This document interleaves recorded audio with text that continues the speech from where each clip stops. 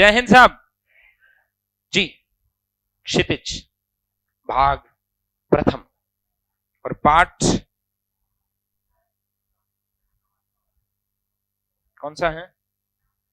केदारनाथ अग्रवाल। आइए देखते हैं। केदारनाथ अग्रवाल का जन्म उत्तर प्रदेश के बांदा जिले के कमाशीन गांव में सन 1911 में हुआ। उनकी शिक्षा इलाहाबाद और आगरा विश्वविद्यालय से हुई। केदारनाथ अग्रवाल पेशे से वकील रहे हैं। उनका तत्कालीन साहित्यिक आंदोलनों से गहरा जुड़ाव रहा है। सन 2000 में उनका देहांत हो गया। नींद के बादल, युग की गंगा, फूल नहीं रंग बोलते हैं, आग का आईना, पंख और पतवार, हे मेरी तुम, मार प्यार की थापें, कहे केदार खरी खरी उनकी प्रमुख काव्य कृतियां हैं। उन्हें सोवियत भूमि नेहरू पुरस्कार और साहित्य अकादमी पुरस्कार से भी सम्मानित किया गया। प्रगतिवादी धारा की प्रमुख कवि, कौन सी धारा की कवि है? प्रगतिवादी धारा के। जन सामान्य का संघर्ष और प्रकृति सौंदर्य उनकी कविताओं का मुख्य प्रतिपाद्य है। उनके यहाँ प्रकृति का यथार्थवादी रूप व्यक्त हुआ है, जिसमें शब्दों का सौंदर्य है, ध्वनियों की धारा है और है स्थापत्य की कला। संगीतात्मकता उनके काव्य की एक अन्यतम विशेषता है। ये बड़ी बात कही। बुंदेलखंडी समाज का दैनंदिन जीवन अपने खुलेपन और उमंग के साथ उनके अभिव्यक्त हुआ है। केदार कविता की भाषा को लोक भाषा के निकट लाते हैं और ग्रामीण जीवन से जुड़े बिंबों को आत्मीयता के साथ प्रस्तुत करते हैं। केदारनाथ अग्रवाल मतलब प्रकृति के सौंदर्य का बड़ा सूक्ष्म चित्रण और बड़ा अच्छा चित्रण इनकी कविताओं में होता है। सीधा सीधा अर्थ ये निकल रहा है। ठीक है। चंद्र गहना से लौटती देर। जब ये चंद्र गहना नाम गांव, किसी गांव का नाम है चंद्र गहना, तो जब ये इस गांव से जाके आए तो वापस लौटते समय जब ये अपनी ट्रेन का इंतजार कर रहे हैं,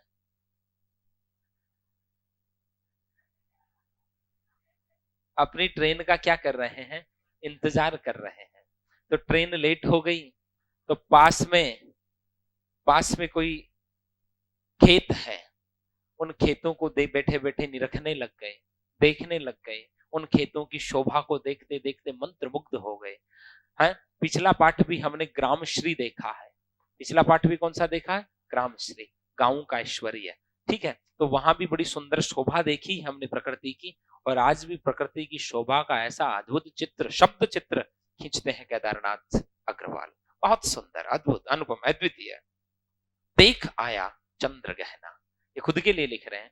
देख आया चंद्र गहना, देखता हूं दृश्य अब मैं, मेड पर इस खेत की बैठा अकेला, एक बित्ते के बराबर यह हरा ठिगना चना, बांधे मुरेठा शीश पर छोटे गुलाबी फूल का सजकर खड़ा है, पास ही मिलकर उगी है, बीच में अलसी हटीली, देह की पतली, कमर की है लचीली, नील फूले फूल को सिर पर चढ़ाकर कह रही है, जो छुए यह तू हृदय का दान उसको। और सरसों की न पूछो, हो गई सबसे सयानी, हाथ पीले कर लिए हैं, ब्याह मंडप में पधारी, फाग गाता मास फागुन आ गया है आज जैसे, देखता हूं मैं स्वयंवर हो रहा है, प्रकृति का अनुराग अंचल हिल रहा है।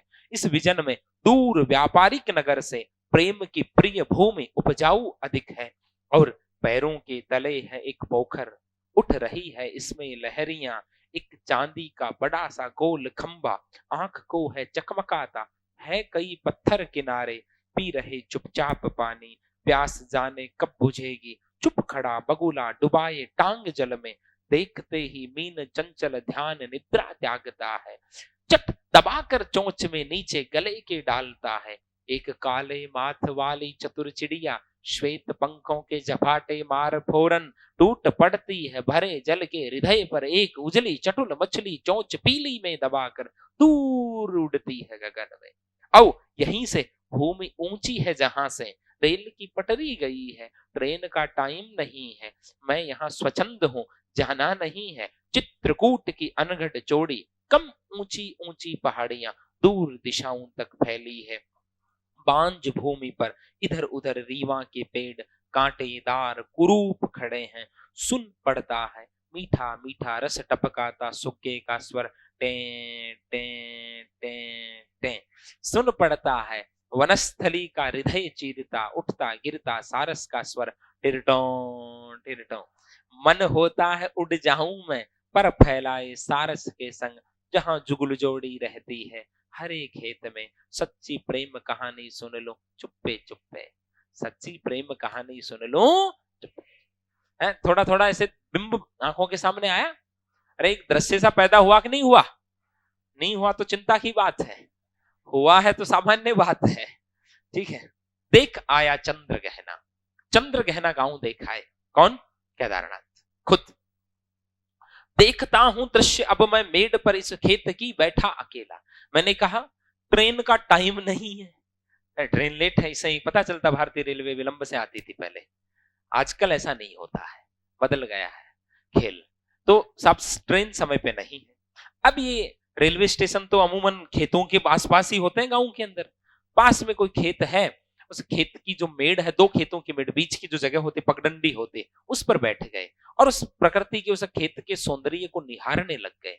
और पास में ही कोई चने का पौधा लगा, एक बित्ते भर का, एक ऐसे एक हाथ जितना छोटा सा चंग लगा हुआ है। और उसको देख करके ये क्या कहते हैं कि एक बित्ते भर का, एक छोटा सा, ये एक बित्ते के बराबर ये हरा ठिगना चना, ये छोटी सी हाइट का ये जो चना है ना, बांधे मुरेठा शीश पर छोटे गुलाबी फूल का सज कर खड़ा है। ऐसे लगता है जैसे कोई दूल्हा जो है ना, है सर पर पगड़ी बांध करके ब्याहने के लिए तैयार खड़ा हो ना, वैसे खड़ा है। क्यों? क्योंकि ये जो चना है हरे रंग का, बांधे मुरेठा शीश पर, इसने ऊपर इसके जो छोटा ऊपर गुलाबी सा फूल आता है ना चने पे, तो ऐसे लगता है जैसे इसने क्या बांध रखा हो, सहरा बांध रखा हो, साफा बांध रखा हो, पगड़ी बांध रखी हो। तो ये बित्ते के बराबर एक छोटा सा एक हाथ जितना ये जो ठिंगना सा चना खड़ा है, इसके सर पे पता क्या चल रहा है कि उसमें फूल आ रखे हैं, गुलाबी गुलाबी रंग के क्या रखे हैं, फूल। और ऐसे लगता है जैसे कोई दुल्हा जो है ना, दुल्हन को लाने तैयार होकर के खड़ा, मैं आऊंगा। ऐसे वो गाना चलाते ना फिर टीवी वाले वीडियो के सेट में, वो भाव है। अब देखना मानवीकरण हो रहा ना, पूरी कविता में मानवीकरण हो रहा है। और पास ही मिलकर उगी है बीच में अलसी हटीली। और ये जो अलसी है ना, अलसी के बीज होते हैं ना, तो अलसी की जो ये छोटी सी खड़ी है, ये हटीली है। हटीली क्यों है? ऐसे लगता है जैसे ये जानबूझकर कि इस चने के पास खड़ी हुई है। ठीक है, चने की खेती के बीच में कोई अलसी उगी हुई है, पास ही मिलकर उगी है, बीच में अलसी हटीली है। हटीली जो है ये पास में खड़ी है, ऐसे आगे जाने की जैसे होड़ मची हुई है ना दोनों के बीच में। देह की पतली कमर की है लचीली, कि हवा चलती है और उसका पतला सा होता है, तो हवा के अंदर वो जैसे झुकती ही रहती है वो अलसी। तो ये क्या कहा, जैसे कोई नाई का तैयार होके खड़ी हो ना, जैसे कोई तैयार होके खड़ी हो ना, वैसे ही हटीली अलसी जो है ना उस चने के पास जो है ना खड़ी है। नीचे फूले फूल को सिर पर चढ़ाकर, नील फूले फूल को, और उस अलसी के भी नीला नीला क्या रखा है, फूल आ रखा है। ठीक है, कह रही है जो छुए यह दूं हृदय का दान उसको। और ऐसे लगता है कि अपना फूल जो है ना किसको सौंपना चाहती है, चने को। भाव क्या है कि उस फूल को, मतलब जैसे वो जैसे कोई करते हैं ना, प्रपोज करते हैं, वैसे ये पुष्प जो है ना उसको देना चाहते, किसको, चने को देना चाहते। मतलब कि यदि ये चना इसको छू ले, भाव क्या है, इसको छू ले तो मैं उसको हृदय का दान दे दूं, उससे प्रेम कर बैठूं। तो यहाँ चना तो नायक है, अलसी नायिका है, और मानवीकरण अलंकार हो गए। वो भी ऐसे साफा वाफा बांध करके खड़ा है। ठीक है, और ये पतली कमर वाली, देह की पतली कृशांगी तनवंगी, कौन, अलसी, ये अपने फूल को सिर पर चढ़ाकर, ठीक है, ऐसे चाहते कि मान लीजिए चना इसको स्पर्श कर ले तो मैं दूं हृदय का दान उसको, मैं उससे जो है ना मोहब्बत कर बैठूं। बताइए जरा, ये कवि बावड़ी बातें करते हैं, अब कवि पागल होते हैं। मेरी तरफ पागल, प्रेमी और कवि, तीनों की चेष्टाएं एक जैसी होती है। पागल, प्रेमी और कवि, तीनों की चेष्टाएं एक जैसी होती है। किसी में तीनों गुण हो ना तो बड़ी गड़बड़ हो जाए। पागल भी हो और प्रेमी भी हो, किसकी तरह, घनानंद की तरह है। घनानंद प्रेमी था, कवि भी था, प्रेम में बावड़ा भी हो गया, दुर्गति हो गई। इसलिए हम कहते हैं प्रेम एक नैतिक अपराध है। प्रेम एक नैतिक अपराध है। ठीक है, खैर आगे बढ़ो। अपराध क्यों? क्योंकि लक्ष्य प्राप्ति में क्या बनता है? बाधक बनता है। और ये किसने कहा था? चाणक्य ने। किसने कहा था? चाणक्य ने।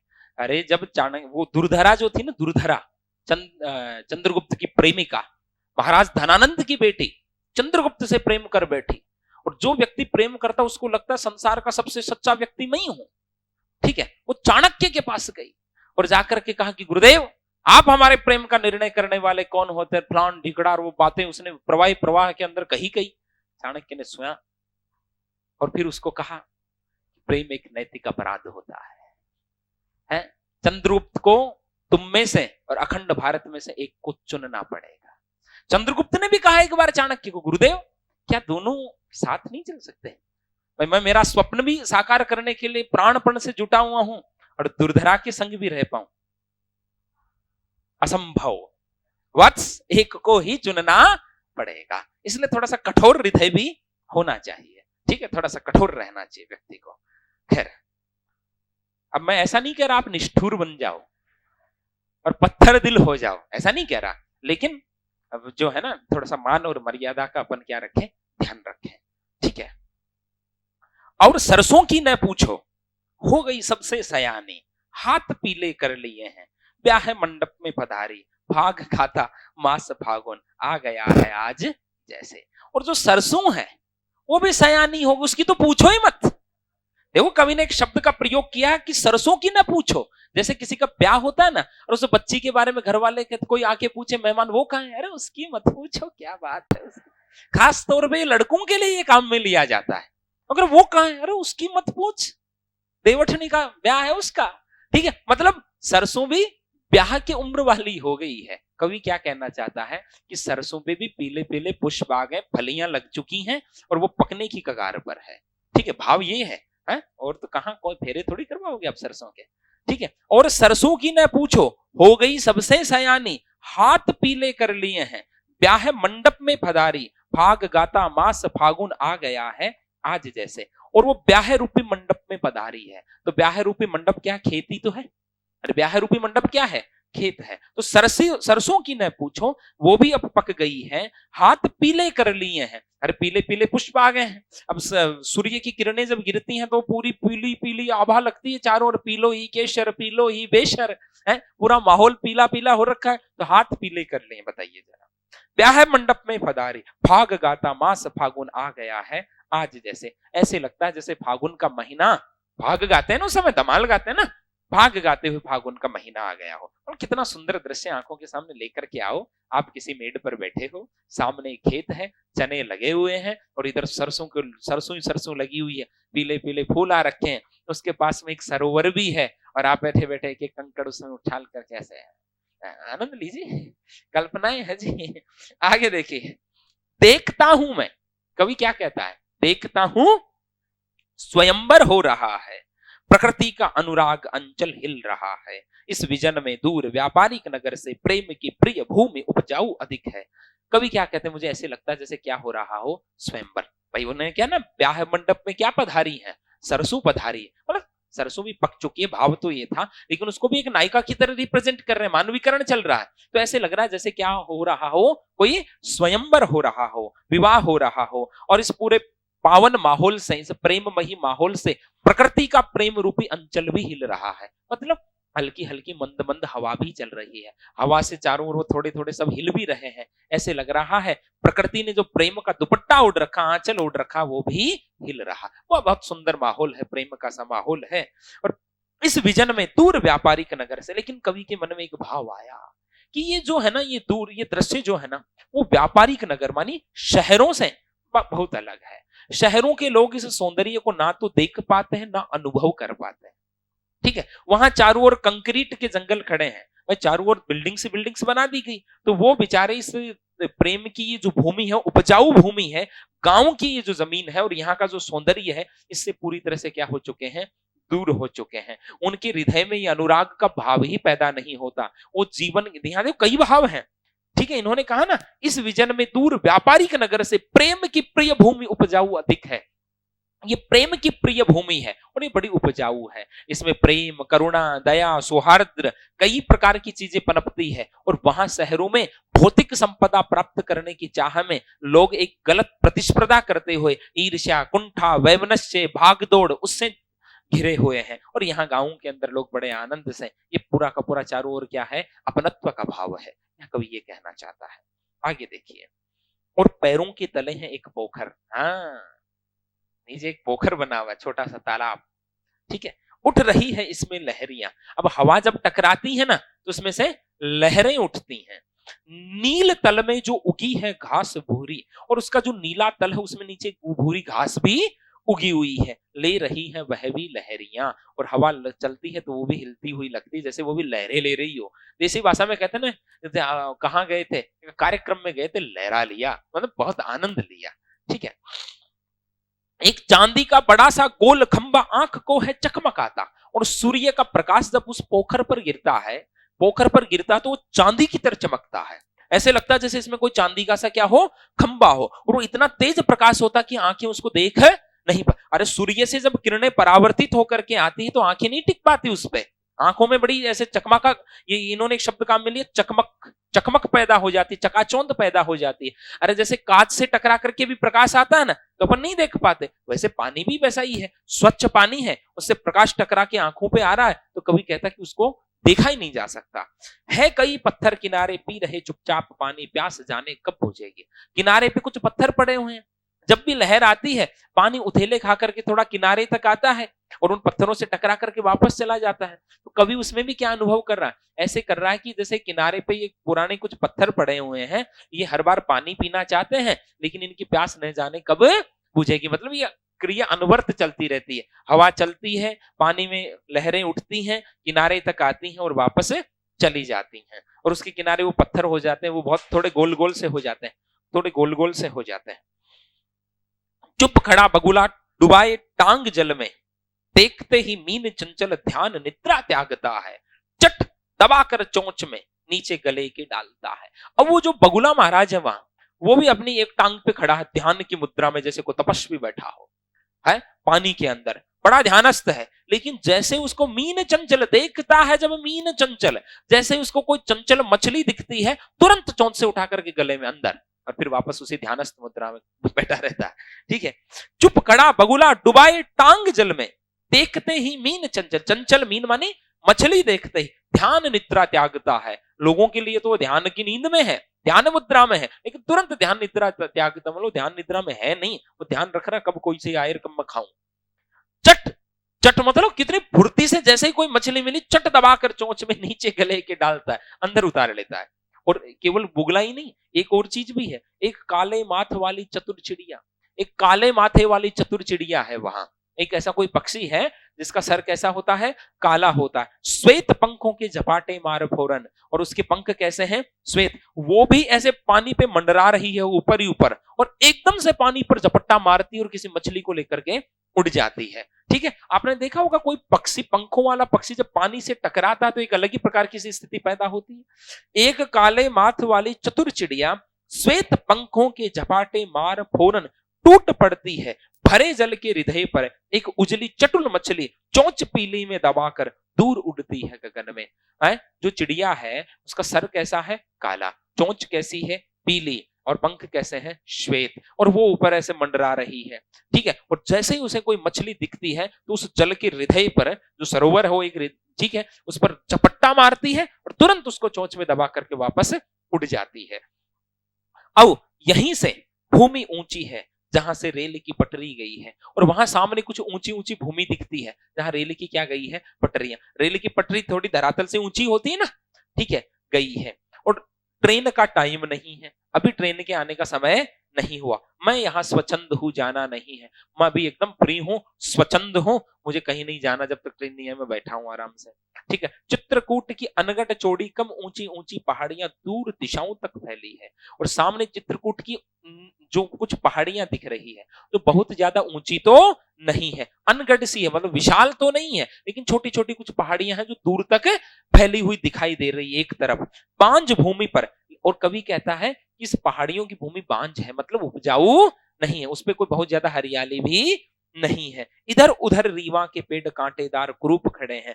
केवल कुछ जगह रीवा कोई वहां कोई प्रजाति होती होगी, रीवा प्रजाति के कांटेदार पौधे जो है ना वो कहीं जगह खड़े हुए हैं। बाकी ये पहाड़ियां अनगढ़ है, बड़ी सुंदर है, नहीं इन पे कोई बहुत ज्यादा हरियाली छाई हुई नहीं है।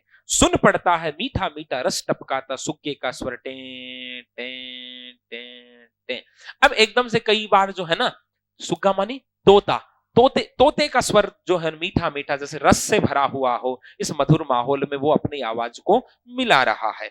सुन पड़ता है वनस्थली का हृदय चीरता उठता गिरता सारस का स्वर टिरटो टिरटो है। सारस सारस और सारसी के प्रेम की बड़ी चर्चा हुआ करती है, क्रौंच और क्रौंची पक्षी की। तो वो वनस्थली को, इस पूरा का पूरा ये जो माहौल है, वन जैसा माहौल बना हुआ है, उसके हृदय को चीरता हुआ ऐसा उसका स्वर जो है ना बार बार कानों में पड़ता है। तो कवि क्या कहता कि मेरा भी मन होता है उड़ जाऊं मैं, मेरा भी मन क्या होता मैं भी उड़। एक कविता हमने पढ़ी थी है, घन बीच बैठ विहरूं, है पढ़ी थी ना, बादलों के बीच में बैठ करके भ्रमण करूं, समुद्र के कोने कोने में घर को देख आऊं, ऐसी पढ़ी थी ना। हाँ।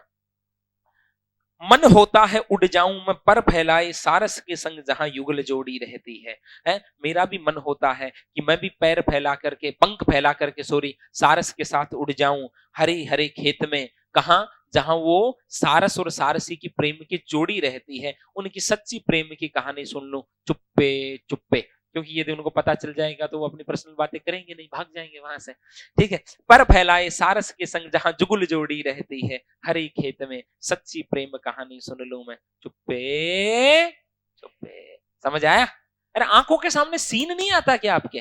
तभी मजा है, तभी आनंद है भाई। कवि ने शब्द चित्र खींचे, कवि की प्रतिभा है कि आंखों के सामने पूरा का पूरा दृश्य उत्पन्न हो जाता है। पहला ही प्रश्न देख लो भैया, इस विजन में अधिक है पंक्तियों में नगरीय संस्कृति के प्रति कवि का क्या आक्रोश और क्यों है? क्योंकि नगरीय संस्कृति में भौतिकता की अंधी दौड़ में लोग प्रेम, करुणा, अपनत्व इन सबको भूल चुके हैं और ना प्रकृति के प्रति उनमें अनुराग रहा है। और मैंने एक दिन पहले भी कहा था कि प्रकृति के प्रति जिनमें अनुराग होता वो सहृदय होते हैं। ठीक है, प्रकृति मां है, वो संवेदनशील होते हैं। और यहाँ शहरों के अंदर लोग उस भौतिकता की अंधी दौड़ में डूबे हुए हैं, उनके मध्य से अपनत्व प्रेम गायब हो चुका है। प्रेम की उपजाऊ भूमि तो क्या है, गांव ही है। ठीक है, जहां प्रकृति अपना सुंदर स्वरूप बिखेरती है, और शहरों के लोग इस अपनत्व के भाव से क्या हो गए हैं, दूर हो गए। कवि ने यह आक्रोश किया। ठीक है, सरसों को सयानी कह करके कवि, पक चुकी है, फलियां आ चुकी है और पीले क्या आ चुके हैं, पुष्प आ चुके हैं। अलसी के मनोभाव क्या है? अलसी के मनोभाव एक हटीली नायिका की तरह है जो नायक के करीब खड़ी है। बताइए, जबरदस्ती। अलसी के लिए हटीली विशेषण का प्रयोग क्यों किया गया, समझाई दिया। ठीक है, चांदी का बड़ा सा गोल खंबा, पानी में जब सूर्य की किरणें गिरती है तो ऐसे लगता है जैसे कोई चांदी का बड़ा गोल खंबा हो, चांदी जैसा श्वेत वर्ण का चमकता है। याद कीजिए, हमने एक दिन सूर्य को ऐसे सोने का खंबा भी कहा था, कनक कंगूरा है, लक्ष्मी का कांत कंगूरा, ऐसा कुछ कहा था ना, लक्ष्मी जी का रथ आता है, वो उसी कविता में है। ठीक है, और कवि ने हरे चने का सौंदर्य, हरा हरा चना है, उसपे गुलाबी रंग का क्या आ चुका है, फूल आ चुका है, ऐसे लगता है जैसे कुछ दुल्हा जो है ना फेंटा बांध करके तैयार होकर के खड़ा हो। ठीक है, कवि ने प्रकृति का मानवीकरण कहां कहां किया है? प्रश्न ऐसा करना चाहिए, कवि ने प्रकृति का मानवीकरण कहां कहां नहीं किया है? क्योंकि हर जगह प्रकृति का मानवीकरण, चने का भी है, अलसी का भी है, आपके सरसों का भी है। ठीक है, और किस किस का, पत्थरों का भी है, फागुन का भी है, फाल्गुन भी तो एक महीना है, उसका भी है, और क्या है, चारों ओर है। मानवीकरण ही मानवीकरण कर रखा है इन्होंने पूरा का पूरा ही। ठीक है, और सरसों की न पूछो। देखो, जिन जो चीजें मस्तिष्क में अंडरलाइन होती है ना, वहां से कुछ ना कुछ बन ही जाता है। एक तो ये औद्योगिकरण वाली बात पे मैंने कहा था, देखो रचना और अभिव्यक्ति में 9वां नंबर प्रश्न देखो, और सरसों की न पूछो। इस उक्ति में बात को कहने का एक खास अंदाज है? हम इस प्रकार की शैली का प्रयोग कब और क्यों करते हैं? जब किसी के प्रति कंप्लीट आश्वस्त हो, भरोसेमंद हो, ठीक है, तब हम ये बात कहते हैं। ठीक है, काले माथे और सफेद पंखों वाली चिड़िया आपकी दृष्टि में किस प्रकार के व्यक्तित्व का प्रतीक है? बताओ, किस प्रकार के व्यक्तित्व की प्रतीक है? बड़ी सुंदर तो है, लेकिन हृदय के अंदर ऐसे लग रहा है कि जब मौका पड़े खा जाऊं। देहात का दृश्य, खैर इससे अपने को मतलब नहीं है। तो बड़ा सरल सा पाठ था, पाठ का परिचय देख लो एक बार। प्रस्तुत कविता में कवि का प्रकृति के प्रति गहन अनुराग व्यक्त हुआ है। वह चंद्र गहना नामक स्थान से लौट रहा है। नाम ही बड़ा प्यारा है गांव का, चंद्र गहना है। लौटते हुए उसके किसान मन को खेत खलिहान और उनका प्राकृतिक परिवेश सहज आकर्षित कर लेता है।